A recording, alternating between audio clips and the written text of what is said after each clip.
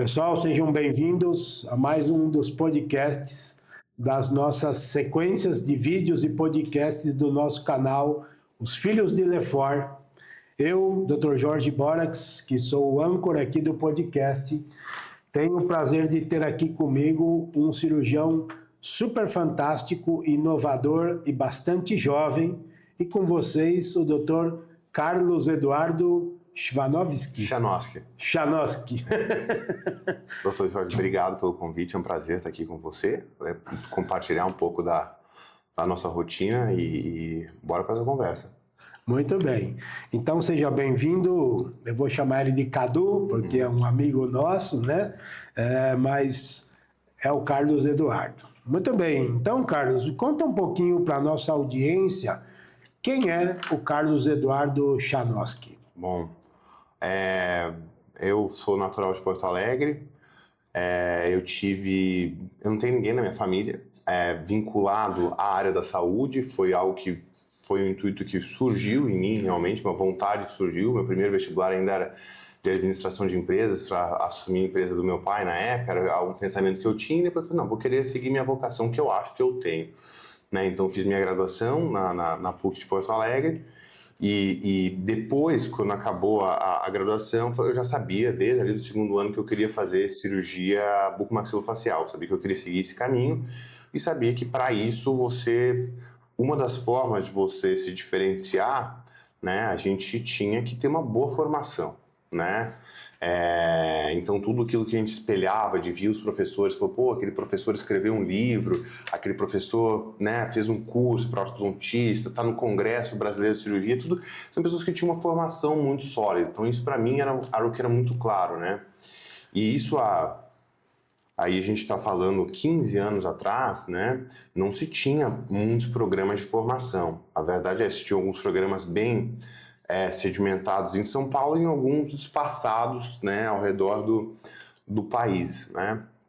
Então era uma competitividade muito grande, né? E no momento que eu saí ali, como é que era, comecei a fazer as provas, eu falei assim, vou ter que estudar, né? Eu vi que eu estava muito para trás, né? Então nesse meio tempo eu programei na minha vida que eu tinha uma média de 2 anos para poder passar numa residência, então programei que nesses 2 anos eu queria fazer algo para continuar me aprimorando junto com os estudos que eu fazia, então eu fiz especialização em implantodontia nesse meio tempo, e me ajudou bastante a me sustentar, isso eu já estava em São Paulo, me ajudou bastante a questão de sustentar com os gastos aqui na cidade, né? Então fazia especialização em implantodontia, conseguia arcar com os meus custos e estudar com tranquilidade para a residência. E, como as coisas saíram como eu tinha previsto, deu uns 2 anos, eu passei na residência que eu queria passar mesmo, que era na Federal de Santa Catarina, com o professor José Nazareno Gil. E lá foi uma experiência sensacional, tinha uma competitividade muito saudável, eram poucos residentes, era um residente por ano, então a gente fazia fissurados, fazia trauma, fazia bastante cirurgia ortognática, fazia bastante patologia.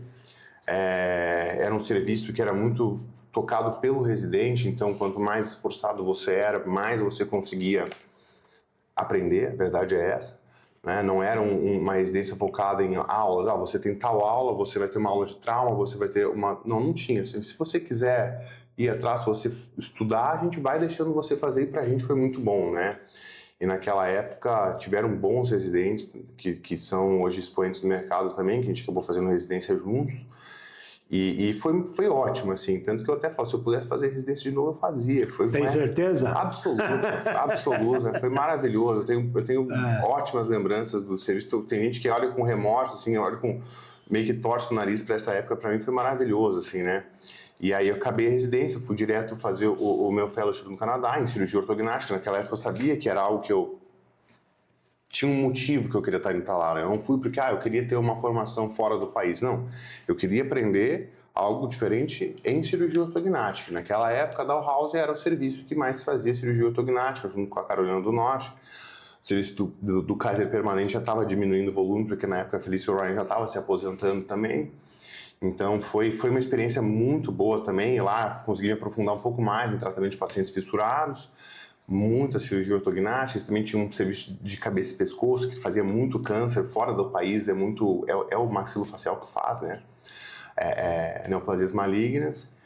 E foi maravilhoso. E aí, quando eu voltei para cá, voltei integrando uma equipe que a gente fazia bastante cirurgia ortognática, cirurgia de ATM, muito trauma em vários pronto-socorros aqui de São Paulo, e já fui experimentado no amplo espectro da especialidade. Foi muito bom, né? E para quem está começando hoje, eu sempre falo muito assim, poxa,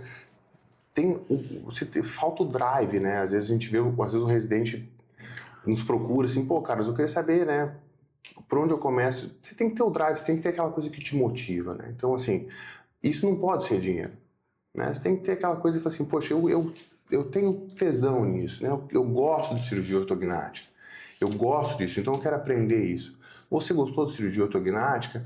Pô, então eu tô gostando de ver meu pós-operatório melhorar, então vamos se aprofundar um pouco mais em como fazer meu pós-operatório melhorar, né? Vamos tentar se aprofundar um pouco mais em uma minimamente invasiva, ou falar assim, poxa, a minha cirurgia ortognática, eu tô com muito limite, meu paciente está com... não estou conseguindo entregar um contorno de mandíbula, o paciente opera, nem todo mundo está gostando, eu quero melhorar disso, então não vamos atrás do dinheiro, eu vou querer fazer uma prótese, eu vou querer fazer uma cervicoplastia para ganhar um pouco mais. Não, aprende, o teu drive tem que ser como melhorar o teu resultado, né? E acho que hoje o nosso principal drive tem sido esse, né? Então, como melhorar os nossos defeitos, né? O que a gente tem de Bem, pior. você tocou numa coisa que eu... Você tocou numa coisa que eu considero o maior problema das profissões em geral da área da saúde. Nós vivemos uma verdadeira crise educacional hoje na área da saúde, e não porque as pessoas têm condições ou porque emburreceram, nada disso.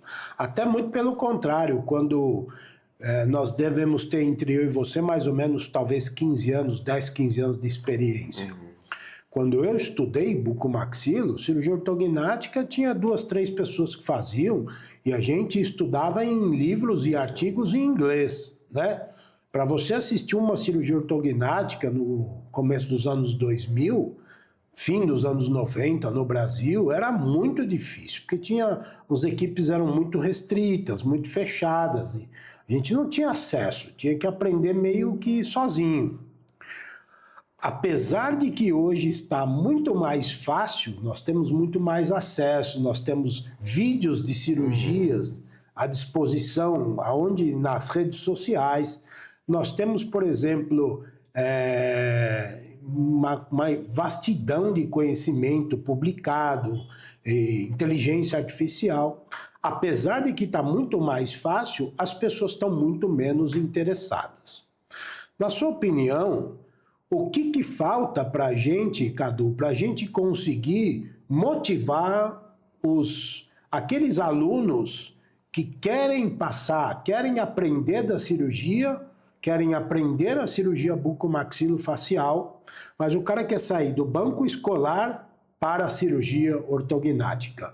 Como que eu consigo fazer esse cara voltar para o lugar dele e entender que ele tem que ter uma trilha, que ele tem que se esforçar, e como que ele vai até chegar aonde ele quer chegar?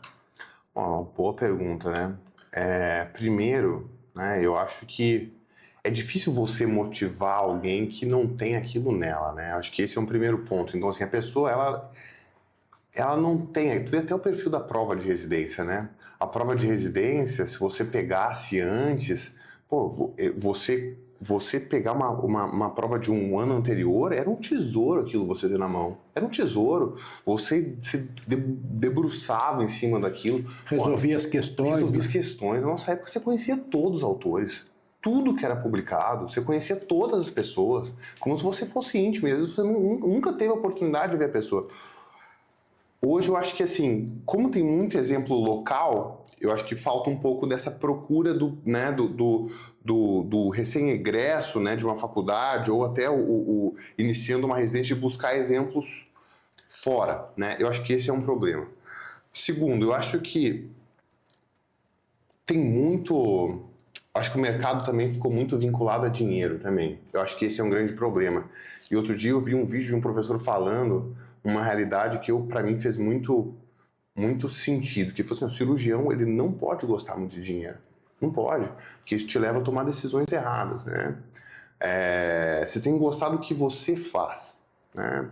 E eu acho que o terceiro ponto, que é muito importante também, é você, se a gente pensa assim, como é que eu vou fazer para dar um exemplo para essa pessoa, para estimular ela? Você tem que ser um exemplo, né? Você tem que ser um exemplo para ela. Então aquela pessoa tem que ver em ti que você, mesmo ali com, pô, você já conquistou algumas questões, algumas coisas financeiras, você já conquistou uma certa posição no mercado, mas você continua com aquele mesmo gás, aquela mesma vontade de uma pessoa que estava anteriormente. O exemplo, ele é tudo, né? Então, por exemplo, eu vejo pelas minhas filhas, pô, eu acordo de manhã, às vezes 5 da manhã, vou para academia. Quando eu chego, elas veem que você tá suado, elas querem também, elas gostam daquilo. Outro dia eu fui numa loja com minha filha, ela começou, sabe, a querer fazer abdominal. Minha filha tem 2 anos de idade. Isso é exemplo que você dá. E acho que é isso que acaba estimulando, né, as pessoas. Só que o que a gente vê muitas vezes, o cara entra numa residência, né? Aí o preceptor dele, ele não quer operar. Ele não tá afim de operar. Ou às vezes ele, assim, chega um caso super complexo, ele fala assim, pô, mas esse caso vai dar trabalho, não sei se vai ficar bom. Aí já começa a colocar uma série de empecilhos. Então acho que você já começa a barrar o estímulo do cara na base dele, do recém-formado. E essa era uma das questões que a gente estava falando, pô, por que talvez você tinha um sonho talvez, de entrar num programa de residência? Por isso, eu acho que assim, você poder estimular um cara, falar assim, meu, vem cá, vamos fazer cirurgia ortognática, vamos planejar, vamos colocar num software, vamos colocar no outro software, vamos comparar o que você tem de ferramenta de um, de outro, vamos operar esse caso com uma osteotomia tal, vamos operar esse caso com outra osteotomia. Eu acho que o exemplo tem que ser de você mostrar que você está muito afim daquilo ali, entendeu? E o cara, o residente vai junto. E você se considera um bom exemplo? Eu tento ser o melhor que eu posso. E você gosta muito de dinheiro? Cara, não, eu sinceramente não. Eu já pensei, eu tive muito esse pensamento pra mim, assim, né? Como eu falei, né? Eu falei isso em bastidores. Eu nunca tive ninguém que fosse assim, olha, vai por esse caminho, né? Eu sempre fui muito bater na cabeça. A minha família me deu condição de estudar. Ela nunca me deu nada de mão beijada. Nunca me deu, sabe? Tudo que eu tive foi muito suado, né? Nunca fui para Disney, nunca fiz viagem para fora. A primeira viagem que eu fiz, quando eu fui visitar o Pogrel, que eu fui para estudar, que eu fui lá para a Universidade de São Francisco, ficar com ele. Foi a primeira viagem internacional que eu fiz, né? Então, eu nunca fui um cara muito ligado em dinheiro. E eu tive a oportunidade de ganhar, assim, uma quantia razoável de dinheiro, mais do que eu esperava para mim como profissional.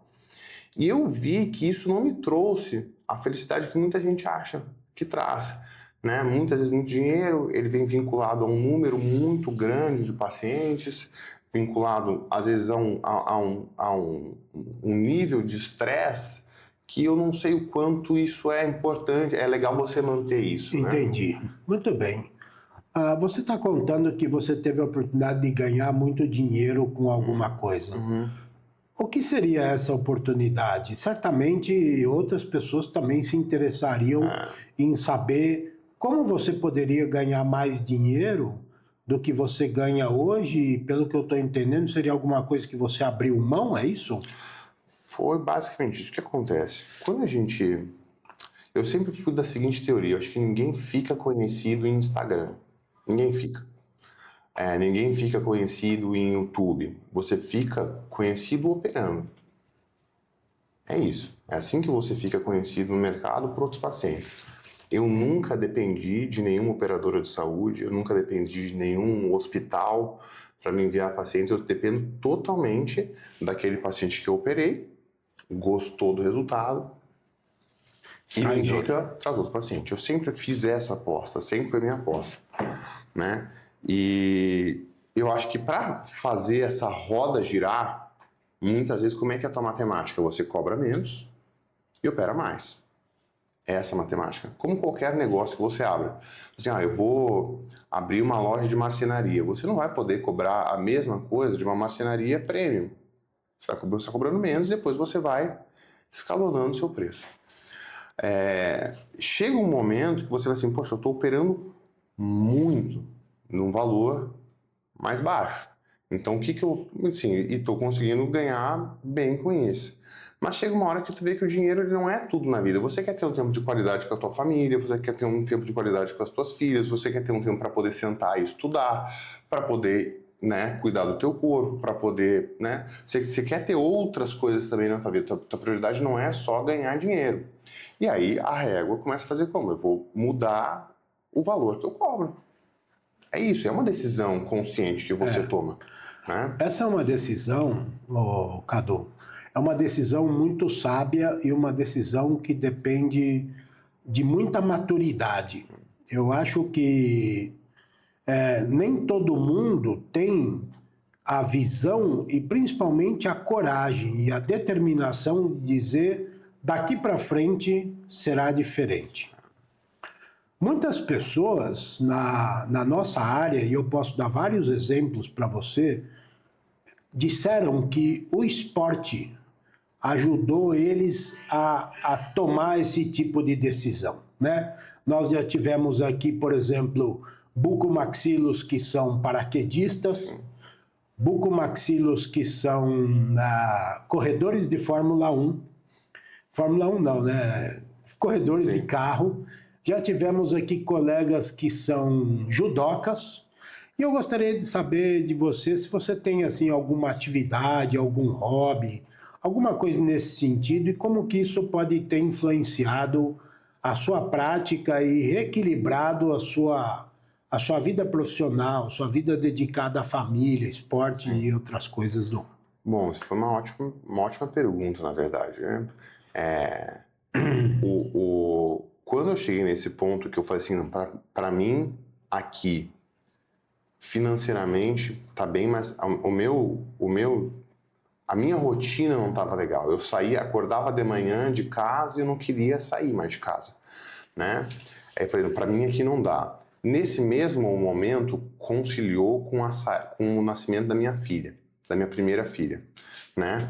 E nesse momento, eu vi que a minha saúde tava uma bagunça, né? Então eu tava ali 20 quilos acima do meu peso, né?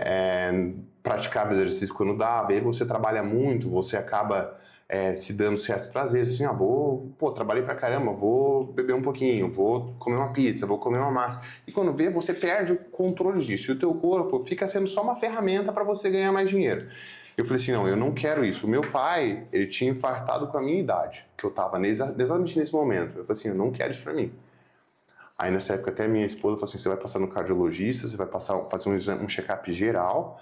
Aí naquela época ela marcou com uma cardiologista super conhecida aqui de São Paulo, fiz um check-up, não tinha nada, falei assim, vou cuidar da minha saúde.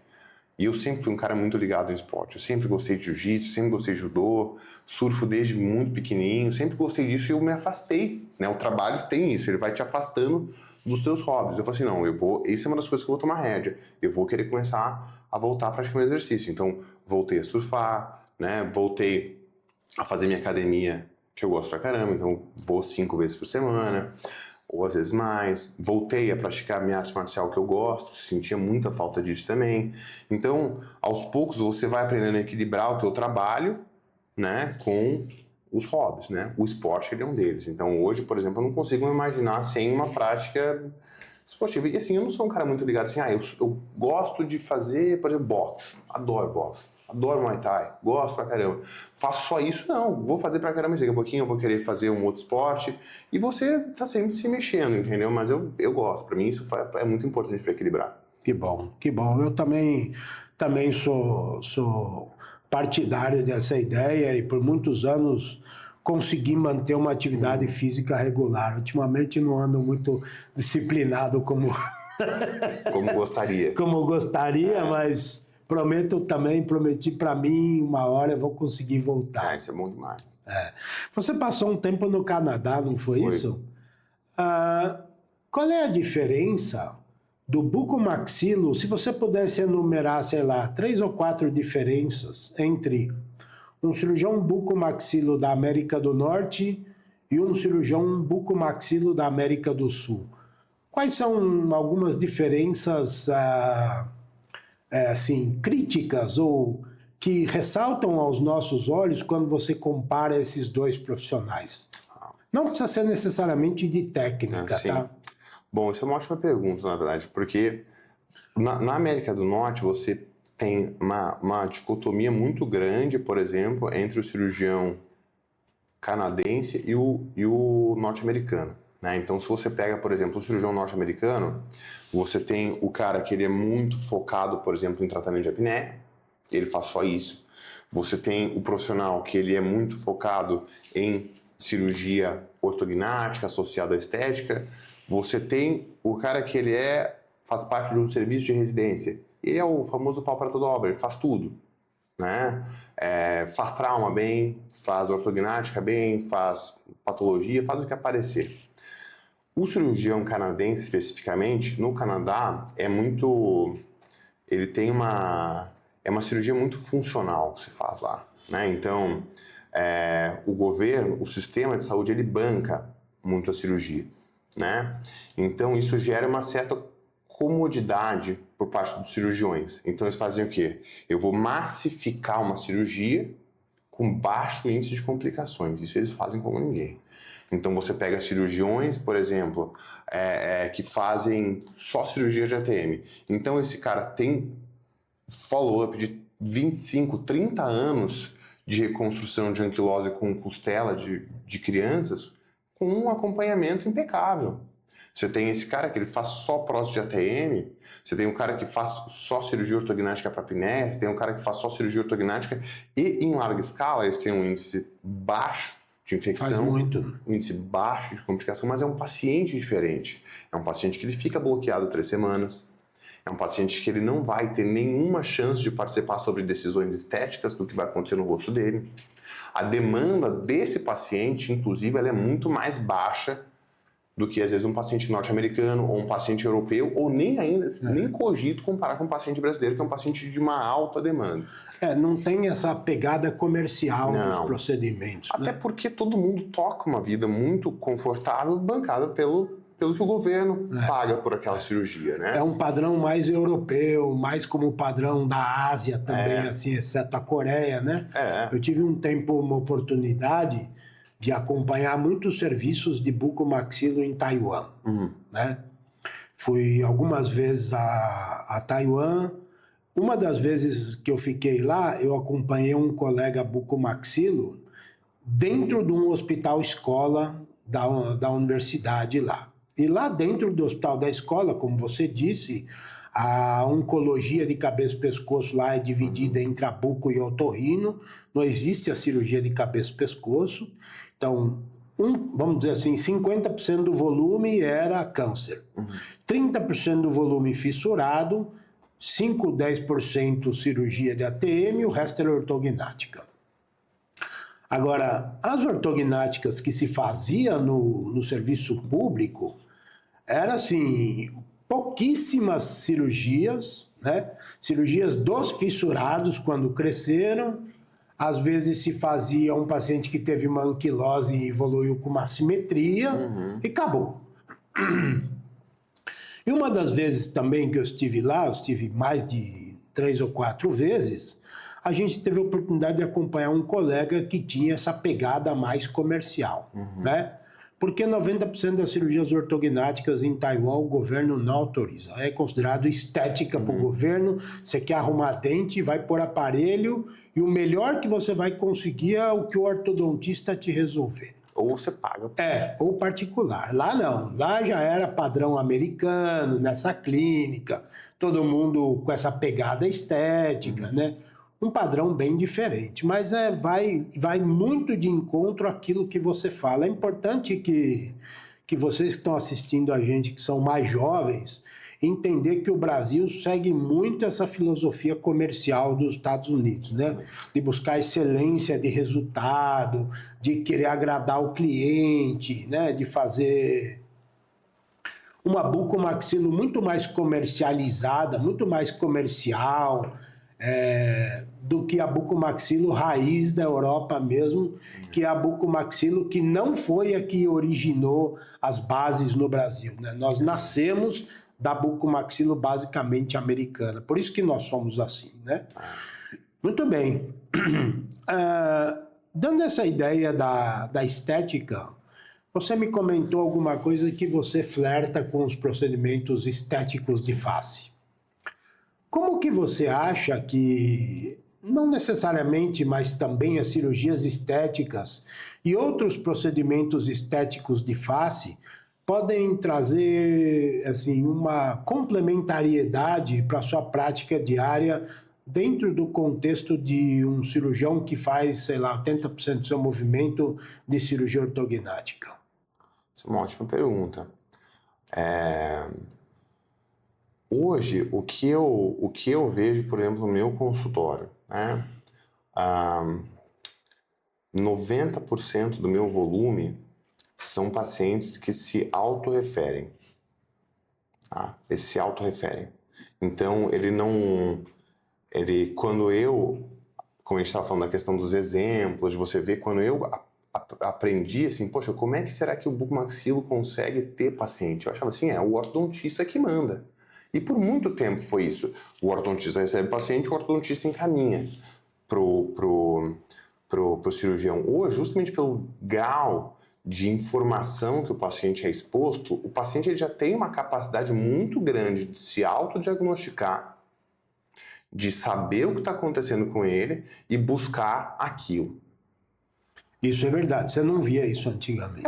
Ele se autorreferencia, né? E não é só Brasil, tá? Então, assim, tem muitos pacientes que te procuram por uma cirurgia que você faz, que não tem muita gente que faz ao redor do mundo, e esse cara vem lá da França, vem da Polônia para cá, as pessoas fazem esse turismo justamente por isso, buscando esse tipo de abordagem.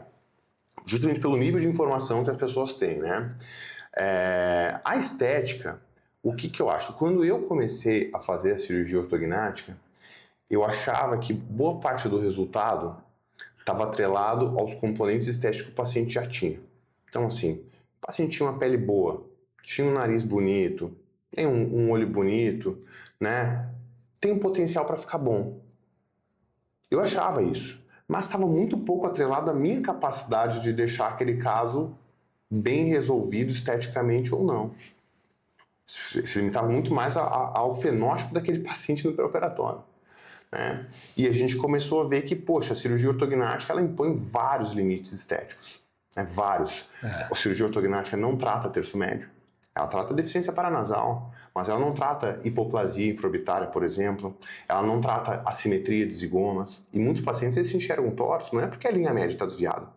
Tem um zigomo. Eles são assimétricos. Eles são assimétricos, tem um rinodesvio importante. Cirurgia ortognática não vai resolver isso. Cirurgia ortognática ela não trata a altura vertical posterior. Cirurgia ortognática ela não trata flacidez de um músculo de gástrico. Não trata, não adianta falar assim, então eu vou fazer um avanço muito grande. Não, você tem que colocar aquele esqueleto aonde ele tem que estar. Não adianta eu querer tratar o tecido mole hipercorrigindo a parte óssea. Isso é uma cilada que muita gente faz, claro, mas é o errado. E esse paciente, ele vai se colocar num grupo de pacientes que eles não se encontram depois e vão querer reoperar de alguma forma. Né? Então, para mim, o procedimento estético, ele é um passo, ele não é um algo a mais comercial, ele é um passo a mais de uma limitação que eu tenho. Né? Então, por exemplo, há uma necessidade clara de conhecer cirurgia estética, então? Sim, a primeira cirurgia, por exemplo, rinoplastia associada com ortognática que a gente fez, está fazendo atualmente 8 anos que a gente fez a primeira, né? E para mim sempre foi uma coisa que me incomodou muito o nariz no meio do rosto. Sempre me incomodou. Ah, não, mas a cirurgia ortognática melhora o nariz porque dá uma arrebitadinha. Poxa, se fosse tão simples você melhorar uma estética nasal arrebitando a ponta, não é.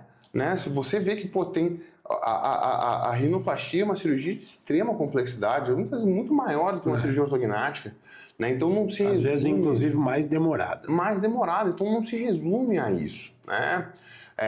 A mesma coisa, poxa, um paciente que tem uma simetria de um arco zigomático, uma simetria de zigoma. Hoje você tem tanta opção de fazer osteotomias zigomáticas, de trabalhar com implante facial customizado, né? E eu acho que a cirurgia estética ela vem nisso.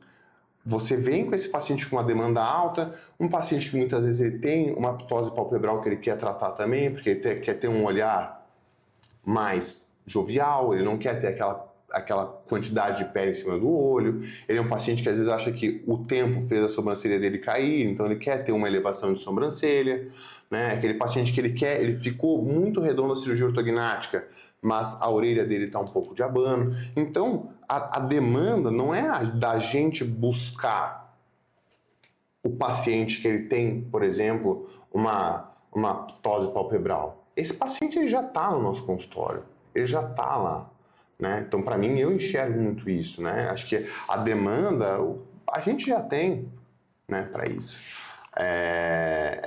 E aí vai do teu bom senso e da tua ética de falar assim, não, eu estou preparado para fazer isso.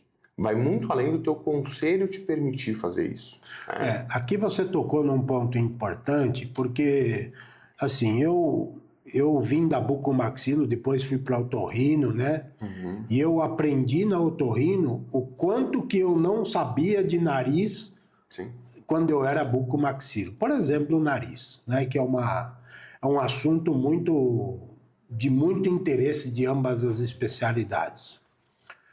Eu particularmente acho que a bucomaxilo não está preparada ainda, talvez um dia fique, para abordar o nariz de um paciente de maneira isolada, né?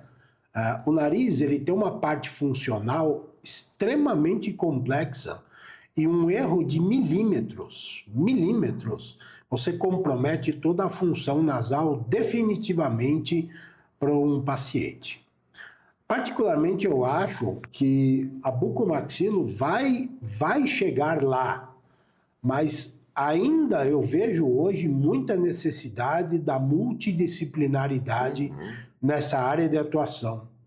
Mas nem é essa a questão mais polêmica, na minha opinião. A questão mais polêmica, na minha opinião, existe alguma limitação, vamos dizer assim, imposta pela lei para o bucomaxilo fazer cirurgias estéticas? Na verdade, existem algumas legislações do Conselho Federal, já se manifestou em relação a isso, mas, na minha opinião, o que mais me preocupa é que é exatamente o que você falou. Existem limitações éticas. Essa é uma discussão ética, essa não é uma discussão jurídica, né? E do ponto de vista ético, eu acho que você tem que pertencer a um time multidisciplinar quando você quer oferecer o melhor resultado ao paciente. Eu fico feliz de ver colegas como você que compartilham dessa opinião e que, por exemplo, entendem que a espessura da pele influencia totalmente no resultado, coisa que a maioria dos colegas da bucomaxilo ainda não perceberam, né? Que não adianta oferecer osso bom em cima de pele que não está bem tratada, né? Então, isso é uma coisa muito, muito importante de verdade. Eu queria tocar agora num ponto, já estamos caminhando para os finalmente aqui, mas eu queria tocar num ponto que é muito importante, que é as questões de mercado de trabalho, né? Eu vejo muita gente utilizar-se de material que poderiam ser substituídos por materiais mais baratos, ou seja, um cirurgião tem condição de operar com um material mais barato. Não é o material, não é o parafuso mais barato, ou a placa mais barata, não é isso. Oferecer excelência operacional a baixo custo. Na sua opinião, Cadu, quanto que você acha que isso é importante no mercado de trabalho e quanto isso permite que você seja colocado dentro daquela, vamos dizer assim, daquele grupo seleto de cirurgiões que pensam nos outros stakeholders, né, nas outras partes interessadas do mercado? Eu gostaria de ouvir um pouco a sua opinião em relação a isso. Excelente pergunta. Bom, eu já tive dos dois lados, né? Eu já trabalhei dentro de quem paga a conta, dentro da operadora de saúde, E hoje eu trabalho basicamente vinculado só ao meu consultório, né? Então eu tive uma bela noção dos dois lados, né? Volto ao que a gente começou a nossa conversa. Eu acho que o dinheiro às vezes subverte a pessoa a utilizar coisas que ela não deveria, né? E não pensar tanto numa sustentabilidade do que a gente faz. A situação que a gente vive hoje no Brasil, por mais que a gente reclame, e acho que eu tenho pontos muito específicos que eu até posso expor aqui em relação à validação de procedimentos que são pertinentes e que são pedidos dentro de um protocolo racional de material, eu acho que a nossa especialidade, ela forçou uma situação que era insustentável por quem paga a conta, que é a operadora de saúde. E o Brasil, ele vive uma situação muito cômoda em relação a demais países. E é isso que eu acho que se você tem um pouco de experiência em outros serviços ao redor do mundo, tu vê que a nossa situação, ela ainda é muito privilegiada. O paciente ele paga um plano de saúde que é muito mais barato do que nos Estados Unidos, por exemplo, né? E ele consegue fazer uma cirurgia, né? E é uma coisa que o cara às vezes não tem na Europa, ele não tem necessariamente nos Estados Unidos, de poder, eu quero operar com o Dr. Borax. Você não vai conseguir, não. Você vai operar com esse profissional aqui, né? Tendo dito isso, acho que o mercado ele precisava de uma regulação que a gente tem visto nos últimos 2 anos, onde, de forma progressiva, as operadoras de saúde, principalmente via hospital, eles têm imposto protocolos de material para assim, olha, a nossa conta que a gente aceita pagar é essa. É essa. A gente tem, porque é uma empresa, a empresa tem que ter lucro, é fato isso. Você tem que ter é o mínimo de bom senso que você tem que ter para saber disso. Senão, não se sustenta o mercado.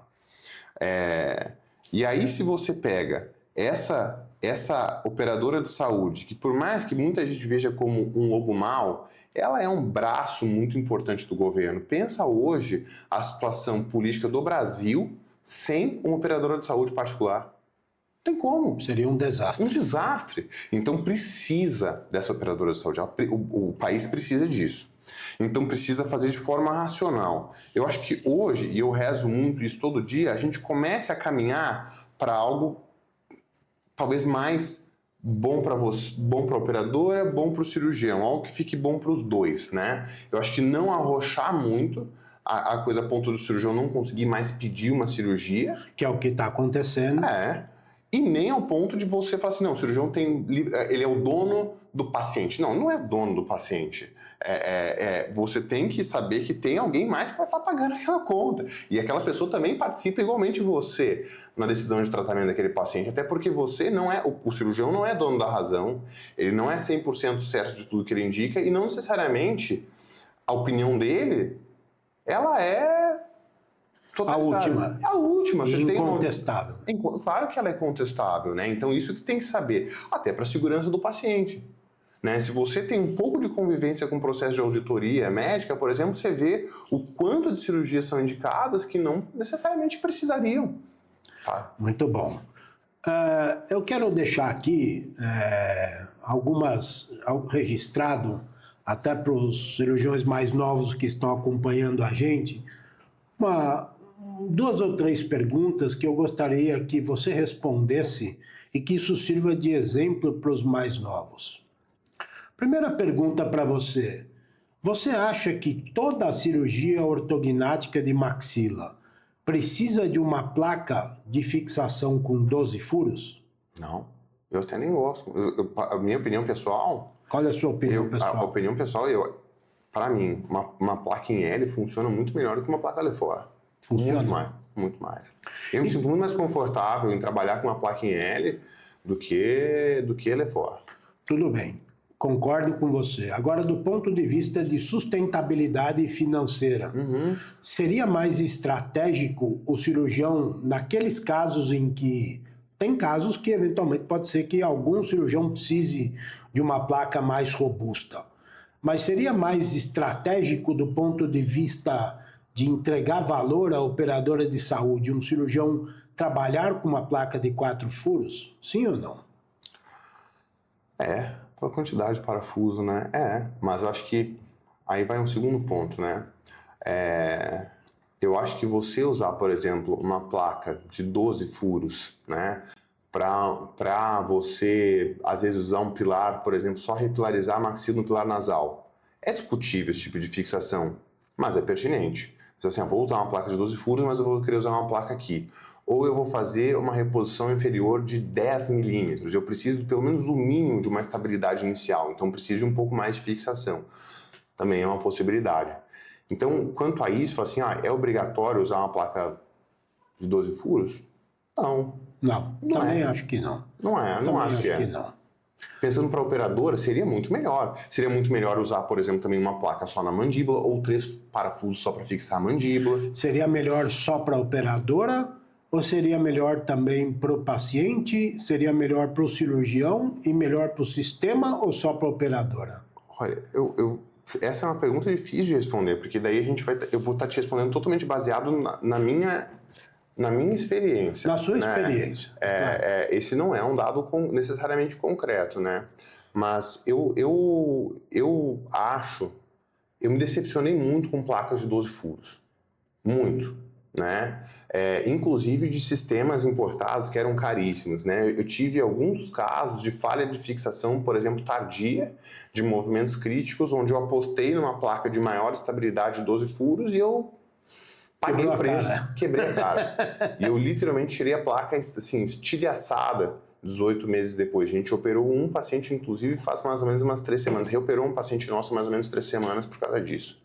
Então, você quebra um pouco a cara com isso quando você acha que aquele sistema ele é o melhor possível. Não necessariamente. A placa de 12 furos ela tem vários pontos de fragilidade. Cada elo ele é um ponto de fragilidade na placa, né? Então, eu não acho que isso traz benefício para o paciente necessariamente, não acho mesmo. Diferentemente, por exemplo, de você indicar uma placa sob medida para aquele paciente, por exemplo, para um paciente sindrômico, que eu tenho uma anatomia distorcida, por exemplo, ou para um paciente que fez 3, 4, 5 cirurgias e eu vou ter que colocar uma placa alta no pilar nasal, ou vou ter que buscar uma fixação alta no zigoma. Aí eu acho que é uma situação diferente para um caso muito específico. Mas é pontual, né? Pontual. Em casos de dia a dia, eu particularmente não vejo muito sentido de usar placas de 12 furos. Agora, existem algumas novas placas que são placas que ajudam a posicionar o ramo, né, na osteotomia sagital de mandíbula e que você precisa ter um melhor controle da posição proximal do ramo. Na sua opinião, essas placas que permitem o controle do ramo, da melhor posicionamento do ramo, são adequadas ou isso não ajuda você? Eu não vejo nem sentido para usar isso. Eu vou ser muito sincero, essas placas, elas não são recentes, né? Elas já são usadas há algum tempo. Se eu ver as placas Split Fix, por exemplo, que a própria Synthes tinha há alguns anos atrás, eu já vi o sistema deles. A Medars tem há muito tempo o sistema também. Eu não acho nem que eles se aplicam ao sistema brasileiro, né? Acho que se você convive um pouco assim com, por exemplo, essas escolas europeias, principalmente, que massificam cirurgia, você vê que muitas vezes a cirurgia ela não acaba na oclusão que você gostaria. Então, às vezes, você tem uma placa split fix que você consegue ajustar no pós-operatório, muitas vezes no consultório. Essas placas surgiram de lá. Não é de uma demanda brasileira de um paciente que sai com a boca aberta, não. Com certeza. Não é nossa. Com certeza assim, não foi aqui. Adaptar algo de lá para o nosso mercado aqui, que do paciente que sai com a boca aberta, eu não vejo nem sentido disso. Nunca vi necessidade de usar isso. Eu transito muito, sim, entre fixação com 2 placas passivas e uma fixação híbrida. Eu acho que são interessantes. Acho que são fixações interessantes, mas uma placa split fix, ou uma placa de posicionamento controlar, eu não vejo nem sentido. Até porque boa parte dessas placas, elas permitem um assentamento posterior. Mas um assentamento do côndilo na fossa é um assentamento bidirecional, posterior e superior. E essas placas não necessariamente vão te ajudar com isso, né? Tem algumas que são, inclusive... A Precision tem uma placa dessa, que inclusive ela é não só para o movimento posterior, mas ela é angulada justamente para ela fazer esse movimento, né, mais que a mandíbula, o côndilo volta para a posição de relação central.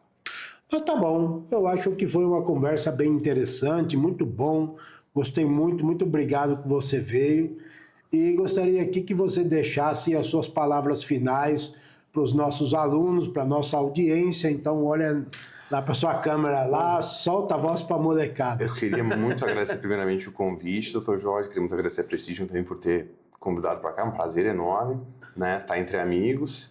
E eu acho que se pudesse dar uma dica, talvez para cirurgiões mais novos que estão começando, é justamente você achar a motivação que você quer no dia a dia.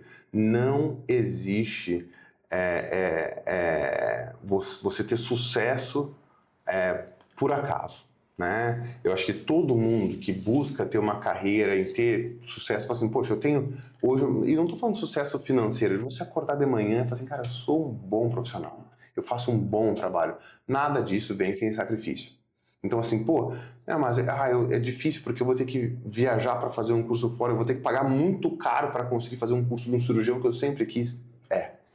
É o preço que se paga para isso, não tem jeito. Caso contrário, você vai adentrar um padrão de mediocridade, que não é necessariamente medíocre no sentido pejorativo, mas você vai estar no patamar normal, mediano de todo mundo, né? Então, acho que se você quer se diferenciar, você tem que achar o drive, você tem que achar aquele tesão que te motiva a querer aprender algo, né? Você tem que achar o grande porquê da sua vida e ir atrás disso, né? Estudar muito. Então tá bom, Eduardo. Muito obrigado que você veio. Foi uma honra receber você aqui. Obrigado. Espero que você continue trazendo sempre bons resultados. Eu conheço o seu trabalho. Muitas pessoas sabem, eu sou auditor de convênio, eu analiso cirurgias de todos os bucos do Brasil. Eu conheço os resultados de praticamente todo mundo. Você está de parabéns, obrigado. Seu trabalho é maravilhoso. Venha mais vezes aqui conversar com a gente aqui no podcast Os Filhos de Lefort. Muito obrigado. Obrigado, eu.